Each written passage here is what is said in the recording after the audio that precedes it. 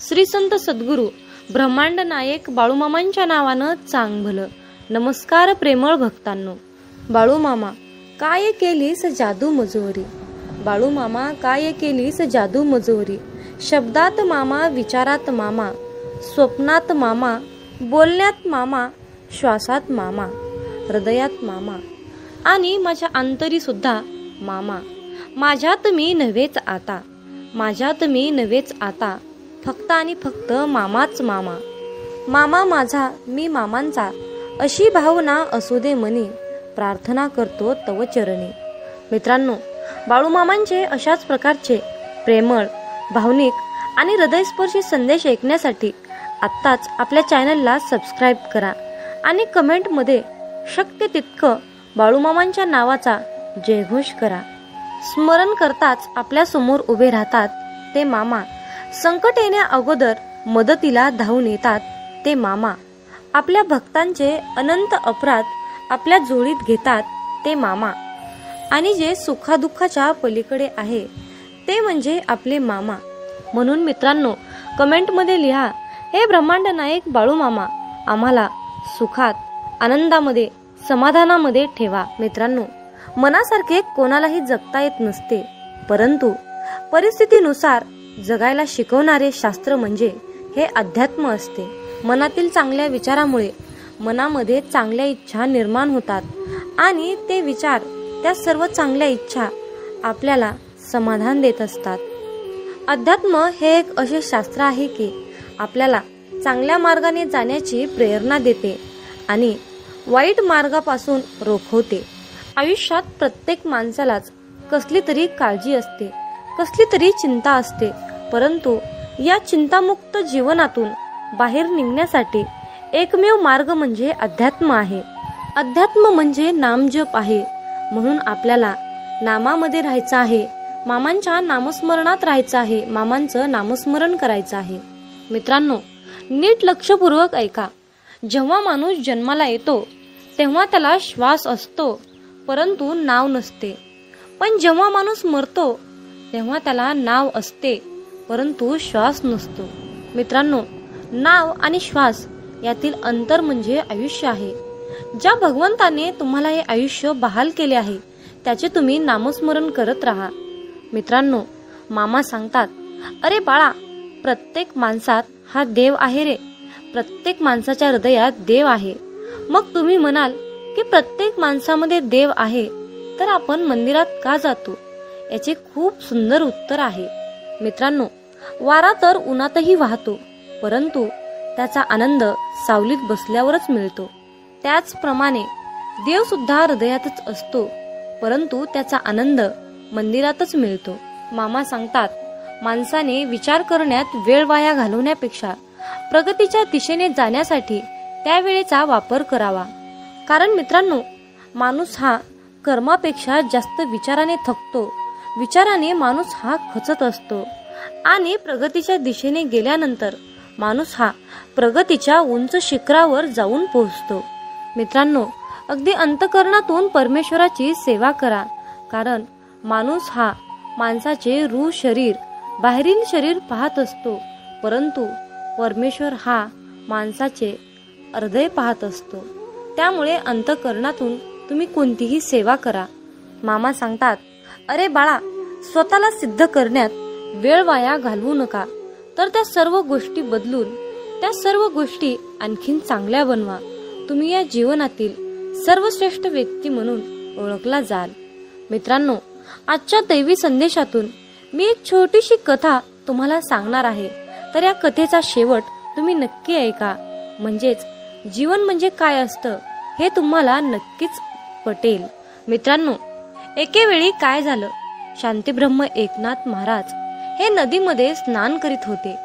त्यावेळी एक विंचू नदीच्या पाण्याबरोबर वाहत जाताना त्यांना दिसला. त्यांनी पटकन त्या विंचवाला ओंजळीत घेतले आणि विंचू नदीबाहेर टाकण्यासाठी ते निघाले. विंचू ओंजळीत घेतल्याबरोबर त्या विंचवाने एकनाथ महाराजांना डंक मारला आणि त्या क्षणी तो विंचू एकनाथ महाराजांच्या हातातून खाली पडला. परत पाण्यामध्ये पडला असता एकनाथ महाराजांनी पुन्हा त्या विंचवाला ओंजळीत उचलले. पुन्हा त्या विंचवाने एकनाथ महाराजांना डंक मारला. तरीही एकनाथ महाराजांनी त्या विंचवाला पाण्याच्या बाहेर आणून टाकले आणि शेवटी त्या विंचवाचा जीव वाचवला. तोपर्यंत त्यांच्या हाताला वेदना व्हायला लागल्या होत्या. हे सर्व कृत्य नदीच्या कडेला बसून एक माणूस बघत होता. त्या व्यक्तीने महाराजांना प्रश्न केला की तो विंचू तुम्हाला डंक मारणारच होता, हे तुम्हाला माहीत असून सुद्धा त्या विंचवाने तुम्हाला 2 वेळा डंक मारला, तरीही तुम्ही अखेर शेवटी त्या विंचवाला का वाचवले? उलट तुम्ही त्याला मारायला पाहिजे होते. त्यावर एकनाथ महाराजांनी खूप सुंदर उत्तर दिले. डंक मारणे हे त्याचे काम होते आणि त्याला वाचवणे हे माझे कर्तव्य होते. त्यामुळे त्याने त्याचे काम केले आणि मी माझे काम केले. असे वागतात ते म्हणजे खरे संत. विंचू चावणार आहे हे माहीत असून सुद्धा महाराजांनी त्या विंचवाला पाण्याच्या बाहेर आणून टाकले आणि त्याचा जीव वाचवला. मित्रांनो, त्याचप्रमाणे समाजामध्ये सुद्धा असे काही विंचू आहेत जे सज्जनांचा आणि साधकांचा अपमान करतात, कुचेष्टा करतात, निंदा करतात. तरीही आपण त्यांचा राग न मानता आपल्या सद्गुरूंनी शिकवलेल्या मार्गानेच, प्रामाणिकपणे सत्याच्या मार्गानेच आपल्याला जायचे आहे. मित्रांनो, जर आयुष्यामध्ये तुम्हाला सुखी व्हायचे असेल तर तुम्हाला अपमान हा गिळता आला पाहिजे, अपमान हा पचवता आला पाहिजे. जर तुम्ही अशा प्रकारच्या समाजातील वाईट विंचवांना सत्याच्या मार्गावर आणण्याचा प्रयत्न केला तर तुमच्यावर नक्कीच सद्गुरूंची कृपा होईल. आणि हीच आपल्या सद्गुरूंची सेवा आहे असे म्हणायला सुद्धा हरकत नाही. ही सर्वात मोठी प्रचंड शक्तिशाली सेवा आहे. मामा म्हणतात, अरे बाळा, आयुष्यात जेव्हा माणसाला सुखाचे भोग येतात तेव्हा त्याला काहीच वाटत नाही, परंतु जेव्हा त्याच्या वाट्याला दुःखाचे भोग लागतात तेव्हा मनुष्य म्हणतो की मी ह्या देवाचा भक्त आहे आणि मी या अमक्या देवाचं एवढी भक्ती केली, एवढी सेवा केली, तरीही या देवाने शेवटी माझ्या नशिबाला दुःखच का दिलं? मी इतका सत्कर्मी पुरुष आहे, इतका मी सत्कर्मानेच चालतो, तरीही माझ्या वाट्याला दुःख का आहे? असे म्हणून आपण देवाला दोष देत असतो. पण त्या मनुष्याला एवढं समजत नाही की हे सर्व काही घडत आहे तो आपल्या कर्माचा भाग आहे. याला देव काय करतील आणि संत काय करतील? भोग हा भोगूनच संपवावा लागतो. शेवटी ते प्रारब्ध आहे. मग तुम्ही म्हणाल की भोग हा भोगूनच संपवावा लागतो, आयुष्यातील दुःख अडचणी हे भोगूनच संपवावे लागतात, तर शेवटी मामांच्या सेवेचं आपल्याला काय फळ मिळणार आहे? हा सर्वांच्या मनामध्ये प्रश्न येणे साहजिकच आहे. चला तर त्या प्रश्नाचे उत्तर आपण आजच्या संदेशातून जाणून घेऊया. मित्रांनो, आपण आपल्या मागच्या जन्मामध्ये जे काही काम केलं आहे, वाईट कर्म केले आहेत, जे काही पाप केलं आहे, ते पाप नष्ट करण्यासाठी आपण या जन्मामध्ये केलेली मामांची सेवा ही त्या पापांना नष्ट करत असते. सेवा करून त्या पापाची परतफेड करत असते. ही सेवा त्या पापाचं क्षालन करत असते. आणि या चालू कलियुगातील जीवनामध्ये जे काही आपण वाईट कर्म करतो त्याचे फळ आपल्याला लगेच मिळत असते. मित्रांनो, फक्त प्रश्न आहे वेळेचा. कुणाला लवकर त्या पापाची परतफेड करावी लागते तर कुणाला उशिरा करावी लागते. त्यामुळे एक लक्षात ठेवा की नेहमी चांगले कर्म करा. तुम्हाला उशिरा का होईना त्या सेवेचे फळ हे 100% मिळणारच, हे निश्चित लक्षात असू द्या. आपल्या दुःखाचा आणि परमेश्वराच्या भक्तीचा कसल्याही प्रकारचा संबंध नसतो. त्यामुळे मित्रांनो, देवाला, परमेश्वराला, परमपिता परमात्म्याला कसल्याही प्रकारचा दोषी तुम्ही ठरवून ही मोठी चूक करू नका. म्हणून मामा म्हणतात, अरे बाळा, पुण्य जरी दिसत नसलं तरीही त्याची योग्य वेळ आली की त्याच्या फळाची उपभोग आपल्याला नक्कीच घेता येतो. कारण मित्रांनो, कमवलेल्या पैशाचे काम जिथे थांबते ना, तिथूनच केलेल्या पुण्याच्या कर्माची सुरुवात होते. जीवनामध्ये सुख कधीच संपत नाही, ते रोज नवीन नवीन उगवत असते. नव्या सुखाला जागा करून दिली की ते आपल्या आयुष्यामध्ये ऑटोमॅटिक रोजच्या रोज येत असते. काल केलेली मशागत आजच्या कृपेच्या रूपेमध्ये प्राप्त होते. आपण कितीही काहीही नको नको म्हटलं तरीही जर आपले कर्म चांगले असतील तर त्याचे आपल्याला चांगलेच फळ मिळते. जरी तुम्ही मला नको म्हणाल तरीही आणि जर तुमचे वाईट कर्म असतील तर तुम्ही मला हे नको नको म्हणाल तर तुम्हाला त्या कर्माचे फळ वाईटच मिळत असते. मित्रांनो, चांगले विचार आणि सदृढ आयुष्य म्हणजे ही नियती आहे. जे आपण कराल त्याचेच फळ आपल्याला इथे नियती देत असते. मामा म्हणतात, माणूस कितीही चतुर, कितीही हुशार असला, कितीही सत्कर्माने काम करत असला, कितीही चातुर्यपणाने काम करत असला, तरीही शेवटी त्याला नियतीला मांडलेला डाव हा स्वीकारावाच लागतो. पण ज्या वेळेस मित्रांनो आयुष्यामध्ये नेहमी तुम्ही सत्याच्याच मार्गाने काम केले तर तुमच्या त्या सत्याच्या मार्गामध्ये आणि तुमच्या सेवेमध्ये इतकी शक्ती असते ना की एक वेळ नियती सुद्धा तुमच्या समोर हार मानते. म्हणून मित्रांनो, नेहमी चांगले कर्म करा, सत्याच्या मार्गानेच राहा, लबाडी चोरी अजिबात करू नका. असं म्हणतात की आपली संगतच आपले भविष्य घडवते. म्हणून संगत ही चांगली करा, चांगल्या लोकांशी संघटित राहा, एकरूप राहा. जीवन हे खूप सुंदर आहे आणि खूप छोटं आहे. हे जीवन हसत खेळत आनंदाने जगा, कारण उद्या आपल्यासोबत, आपल्या भविष्यामध्ये, आपल्या नशिबामध्ये काय घडणार आहे हे कुणाला सुद्धा माहीत नसते. त्यामुळे आनंदी राहून, समाधानी राहून जीवनाचा खरा आनंद घ्यायला शिका. शेवटी तुम्हाला मामांकडे एकच मागायचं आहे की मामा, वाट चुकलोय, थोडी वाट दाखवा ना. वादळात हरलेल्या जहाजाला थोडा काठ दाखवा ना. मामा, अंधार खूप आहे, थोडा प्रकाश दाखवा ना. मामा, तहान खूप लागली, थोडं नाम घेण्याची शक्ती द्या ना. मामा, मी तुम्हाला मागत राहीन, तुम्ही मला देत राहाल, परंतु आज मला तुम्ही एक शेवटचं वचन द्या ना. कधीही काढणार नाही या बालकाच्या डोक्यावरचा हात, कधीही सोडणार नाही या बालकाची साथ, असं तुम्ही आज मला एक शेवटचं वचन द्या ना. मित्रांनो, आयुष्यामध्ये सुखादुःखाचे हे कालचक्र कायम फिरतच असते. तुमच्या आणि माझ्या आयुष्यामध्ये खूप दुःख आहे. जर आपण या आयुष्याकडे सुखाच्या नजरेने, आनंदाच्या नजरेने पाहिलो तर हे आयुष्य खूप सुंदर आहे. पण याच आयुष्याकडे आपण दुःखाने बघितलो, रडत बसलो तर हे आयुष्य आपल्याला दुःखातच जाणार आहे. हे आयुष्य आपल्याला दुःखच देणार आहे. म्हणूनच तुम्हाला सांगावंसं वाटतं की रडू तर खूप येत होतं, रडू तर खूप येत होतं, पण डोळ्यात पाणी दिसत नव्हतं. चेहरा तर कोरडा होता, पण मन मात्र भिजलं होतं, मन मात्र भिजलं होतं. मित्रांनो, डोळे पाहणारे खूप सारे असतात, पण मनातील भावना जाणणारे, मनातील ओळखणारे फक्त आपले ब्रह्मांड नायक बाळूमामा असतात. जय बाळूमामा. तर मित्रांनो, आजच्या दैवी संदेशातून मी एक छोटीशी आणि भावनिक कथा तुम्हाला सांगणार आहे. तर एका भक्ताने सकाळी देवपूजा करत असताना मामांना प्रश्न विचारला, अहो मामा, मी तुमची दररोज मनोभावे, श्रद्धेने, अगदी अंतःकरणातून तुमची सेवा करतो. मी कुठलंही काम करत असताना प्रामाणिकपणे करतो. मी कुठल्याही कामामध्ये लबाडी करत नाही किंवा मी कुणालाही लुटमार करत नाही. मी एवढा चांगला वागूनही, प्रामाणिक वागूनही लोक मला का टाळतात आणि अशा वेळी तुम्ही माझ्या मदतीला का येत नाहीत? आणि आयुष्यामध्ये नेहमी चांगल्याच माणसासोबत वाईट का घडतं, असा प्रश्न त्या भक्ताने मामांना केला. मामा म्हणतात, माझ्या प्रिय बाळा, तू निराश होऊ नकोस. तू प्रामाणिक असून सुद्धा जे लोक तुला खूप त्रास देतात, तुझ्याशी खोटं बोलतात, तुझी लुटमार करतात, त्यांच्याकडे मी पाहत आहे, मी बघत आहे, मी ब्रह्मांड नायक आहे.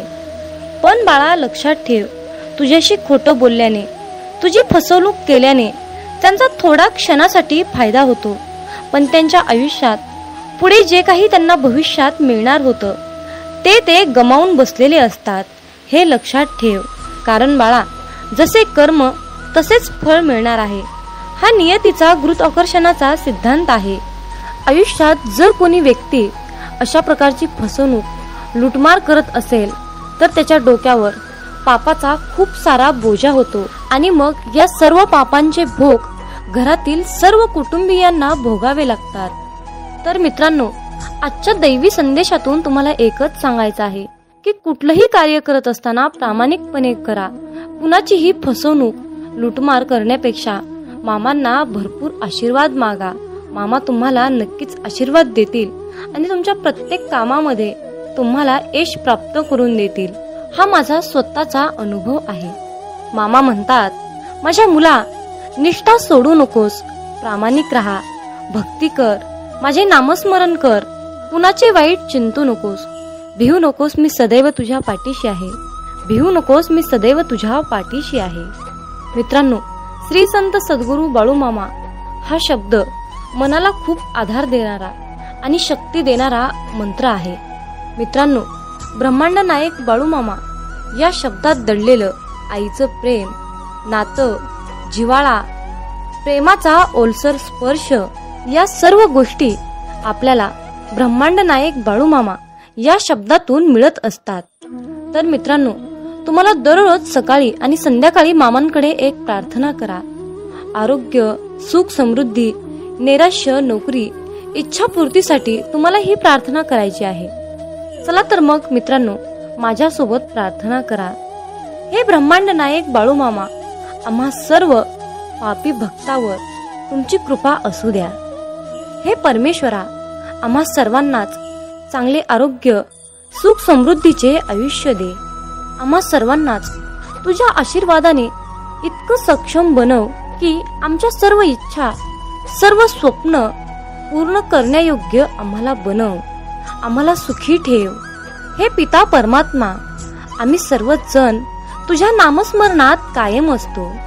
तू तुझ्या हाताने आमच्याकडून सर्वांचे कल्याण करून घे.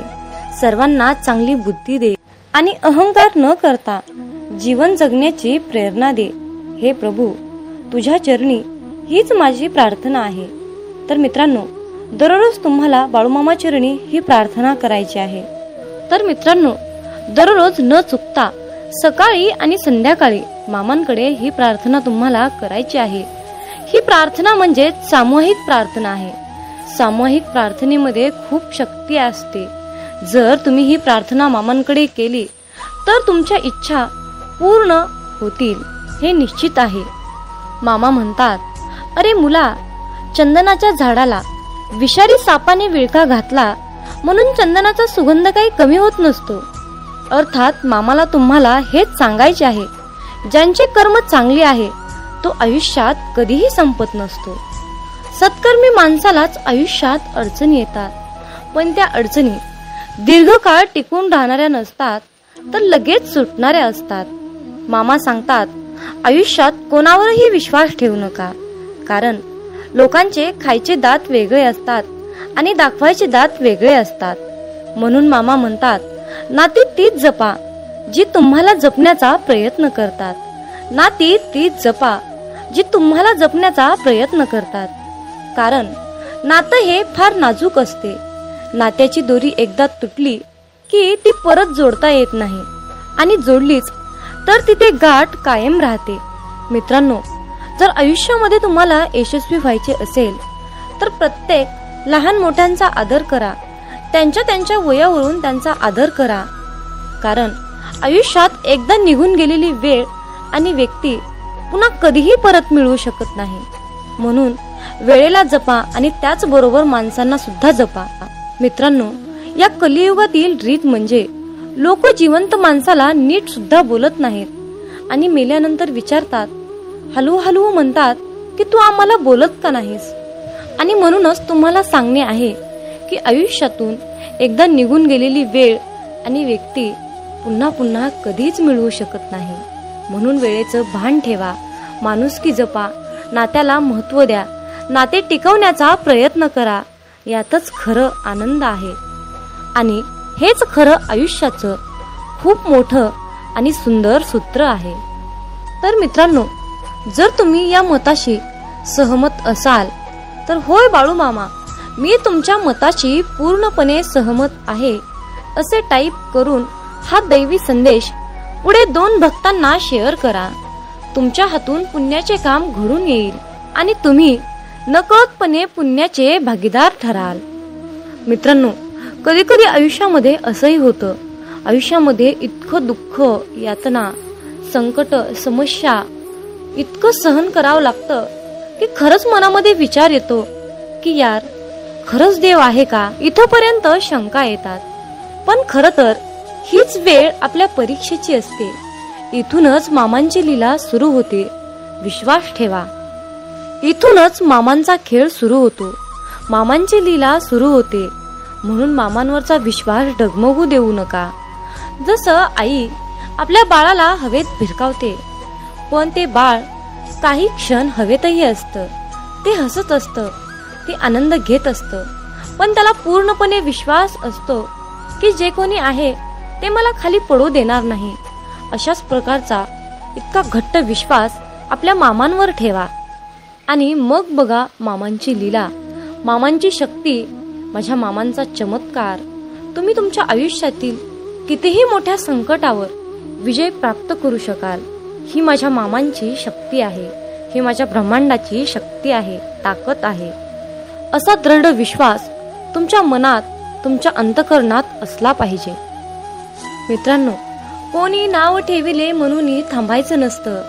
कोणी नाव ठेविले म्हणून थांबायचं नसतं. आपण आपलं चांगलं कार्य करायचं असतं. आपण आपलं चांगलं कार्य करायचं असतं. हे लक्षात ठेवा. कारण मित्रांनो, जो देव रात्री झाडावर झोपलेल्या पक्ष्यांना कधी झोपेतही खाली पडू देत नाही, मग तोच देव आपल्याला कसा काय सोडू शकेल. माणूस हा स्वतःच्या नजरेत चांगला पाहिजे. लोकांचं काय, लोक तर देवात पण चुका काढतात. म्हणूनच बाळू मामा आजच्या दैवी संदेशातून तुम्हाला सांगू इच्छित आहेत की अरे मुला, कुठलंही काम करत असताना प्रामाणिकपणे कर. हाल होतील पण हार होणार नाही हे निश्चित आहे. आणि असा आज माझा तुला शब्द आहे. बाळूमामांचा हा आशीर्वाद सर्वांनीच प्राप्त करून घ्या आणि मामांना धन्यवाद म्हणा. देवाचे आभार माना. देवाचे आभार मानायला शिका. आयुष्यात तुम्हाला कशाचीही कमी पडणार नाही. फक्त माझ्या मामांच्या शक्तीवर विश्वास ठेवा. तर मित्रांनो, आजचा हा दैवी संदेश तुम्हाला कसा वाटला कमेंट करून मला नक्की कळवा. हा संदेश तुम्हाला आवडला असेल तर शेअर करा आणि अशाच प्रकारचे महत्त्वपूर्ण, भावनिक, प्रेरणादायी, प्रेमळ संदेश ऐकण्यासाठी आपल्या चॅनलला सबस्क्राईब करा. मग बोला बोला बाळूमामांच्या नावानं चांग भलं, हलसिद्धनाथांच्या नावानं चांग भलं. धन्यवाद.